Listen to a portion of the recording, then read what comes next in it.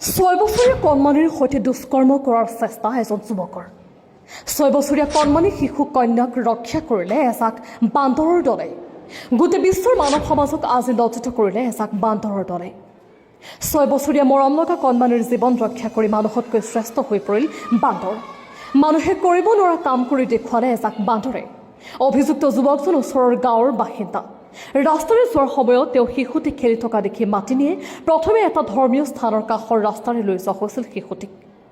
উত্তৰ প্ৰদেশত 6 বছৰীয়া শিশুক অপকৰ্ম কৰাৰ চেষ্টাৰ অভিযোগ এজন যুৱকৰ বিৰুদ্ধে, আৰু এই অপকৰ্মৰ চেষ্টাত বাধা দিলে এজাক বান্দৰে। অভিযোগ অনুসৰি শিশুটিক নিৰিবিলি স্থানলৈ লৈ গৈছিল যুৱকজনে, আৰু তাতেই যুৱকজনৰ পিছ লয় এজাক বান্দৰে। বান্দৰৰ ভয়ত শিশুটিক তাত এৰি পলায়ন কৰিবলৈ বাধ্য হয় যুৱকজন। পিছত ঘৰলৈ গৈ সমগ্ৰ ঘটনা বিৱৰি কয় শিশুটিৰ কথাৰ ভিত্তিতে থানাত লিখিত অভিযোগ দাখিল কৰে পৰিয়ালৰ লোকে। ঘটনাটো উত্তৰ প্ৰদেশৰ বাগপত জিলাৰ দৌলা গাঁৱৰ। ভুক্তভোগী শিশুটিয়ে ঘৰলৈ গৈ পিতৃ মাতৃক জনাই বান্দৰৰ জাকে তেওঁক ৰক্ষা কৰিছে। অভিযোগ অনুসৰি যুৱকজনে শিশুটিক নিৰিবিলি স্থানলৈ নি কাপোৰ খুলি পেলাইছিল। ভাবুকিও দিয়া হৈছিল।